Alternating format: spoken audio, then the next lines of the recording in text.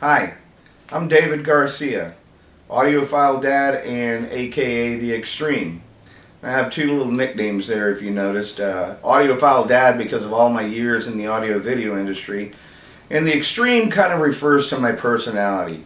I'm called The Extreme because everything I've ever done in life, whether good or bad, I've always done to the extreme. Well, to give you an example, I only recently started collecting watches in January of this year, and I'm almost up to 40 watches, so I'd consider that pretty extreme. But today is kind of a prelude on watches. I'm going to do kind of a little watch 101, if you will, on just some of the basic terminologies that are associated with watches.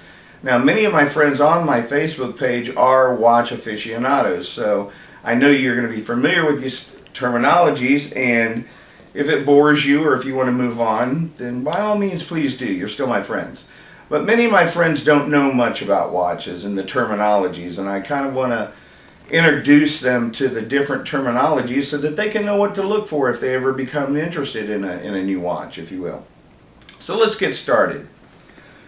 I have in my hand a watch right here, obviously, and we're just going to go over some basic terminologies. Number one, the piece that sticks out of the side that you adjust the time with, this is known as the crown. Okay? Now the crown is used to adjust time. It can be used to adjust date as well. Day, if the watch has a day complication. And by the way, the term complication has to do with the number of things a watch can do, okay, with its movement, if you will. So that is your crown. The actual body of the watch itself is known as the casing. And then this here is the band. Now there's two types of bands that you typically encounter in a watch. You usually encounter what's referred to as a bracelet, which is a steel like this, stainless steel bracelet. Could be other materials, but it's typically some form of hard material that has a clasp on it, if you will. Okay, this is known as a deployant clasp. It's got two buttons on the side. I push the two buttons, that opens it. And then it's got a safety lock on top of it as well, so you should never have to worry about this watch falling off of your wrist. Now, on the inside of your watch you have what's known as the dial. Okay, the dial is what has your time, what tells your time, or what you tell time on, I should say. And you can have a number of different things there. You can have numbers, you can have Roman numerals, or you can have just lines, which are known as indices. Okay, that's what you call those on a watch. And then also in the watch you have, in many cases you have a date. You could have a day and date. You could have a month, day and date. There's many different complications, and when I use the term complications, what I'm referring to is the number of things that a watch movement can, number of actions that a watch movement can perform. Some watch movements are very simple and only provide a date. Some watch movements can provide what's known as a chronograph, which in simplest terms would be like a stopwatch for most people. But that's what a complication is. And then on top you have your crystal. Okay, now there's different types of crystals depending on the quality of the watch. You could have a very, very inexpensive, well, I hate to use the term cheap, but cheap watch, you can have a plastic crystal. Okay. Then from there you step up to what's known as a mineral crystal. Now mineral crystals are known for being very hard, very shatter resistant, if you will. Okay. And then from there you have what's known as kind of the best crystal is a sapphire crystal. Sapphire crystals are highly scratch resistant. Now they're not quite as hard as a mineral crystal, but you shouldn't really have to worry about scratching it unless you really do something dumb with it, like really bang it really, really hard. Okay. So that's kind of your basic pieces of a watch, but it can go a lot deeper than that. Now when you talk about watches, there's typically two types of watches that we refer to. We refer to quartz watches, automatic watches. Actually, let me take that back. I'm going to reference four different movements. There's quartz, okay, which is where you see the second hand ticking 1 second at a time. Then there's automatic and or mechanical watches where you see a sweeping movement, normally associated with Swiss watches. okay? And then there's a watch by some companies out there known as Kinetic, which I kind of consider a hybrid. It's almost like half automatic but half quartz. So by the movement of your arm, you're charging the battery, the quartz battery, just by moving your arm, just by wearing the watch, if you will, okay? So we'll go over kind of the different types of movements, and I'm not going to go into too much detail about them today. I'll go into more detail as more videos follow. But as I said, quartz movement introduced years ago, if you will, kind of took over in the 70s. Quartz movements are pretty highly accurate, okay? They're very highly accurate, as a matter of fact, and they come from various countries around the world, and they are battery operated. That's the important thing to remember. They're battery operated, okay? So occasionally, every few years, you will have to replace a battery on a quartz movement watch. From there, we'll talk about automatics. Now, an automatic watch is really where it all started. Okay, automatics were created hundreds of years ago and started out really as pocket watches. Now we have them as wristwatches. And once again, like when I referenced kinetic watches, an automatic movement is actually achieves its power from the movement in your arm when you wear it. Okay. So in other words, if you take off your automatic watch and don't wear it for several days, you'll find it stop ticking.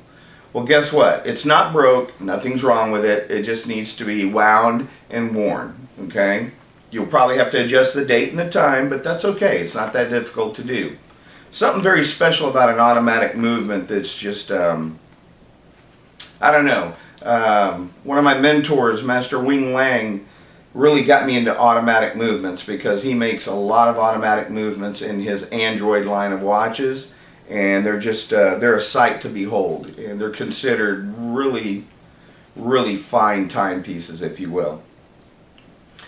So from an automatic, I'll reference mechanical watch. Now, a mechanical watch, very much like an automatic, works very similarly, except that you have to hand wind it.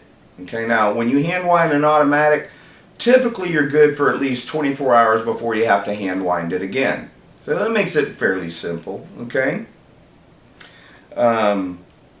With an automatic, with an automatic and a manual or a mechanical both, you have a couple of parts in there which are known as a flywheel and a main spring. Now, I'll kind of show you this one. See if you can zoom in a little bit on this. Remember we were talking about dials a moment ago, the dial?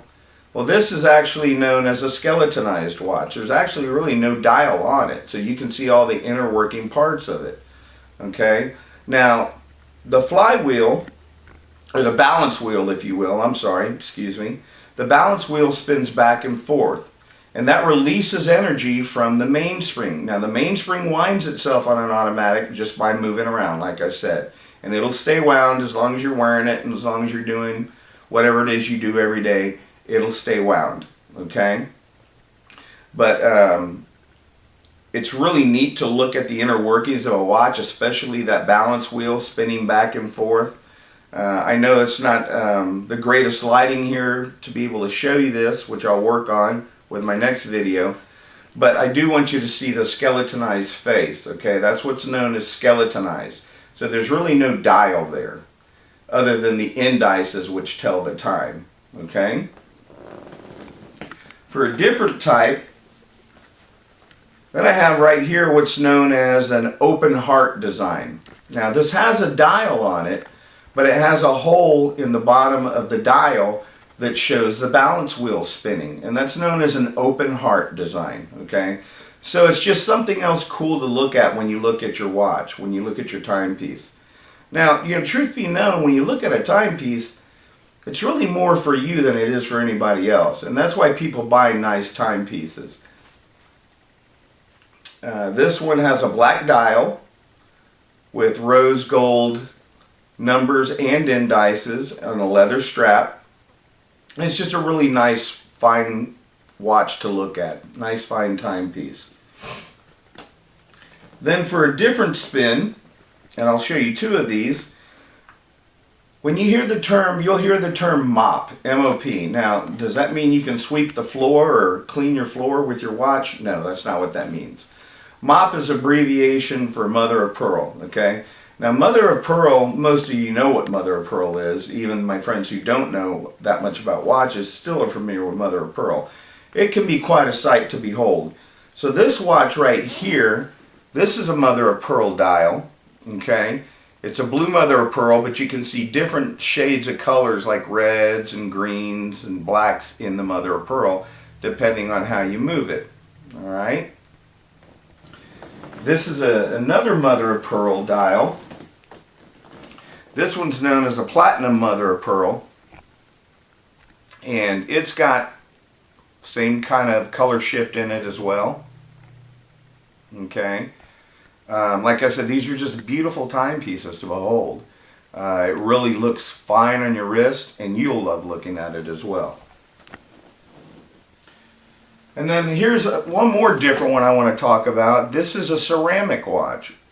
Now, ceramic is a very different material. It's not metal, it's not rubber, it's not polyurethane. It's well, it's ceramic, okay? And it's actually baked at a very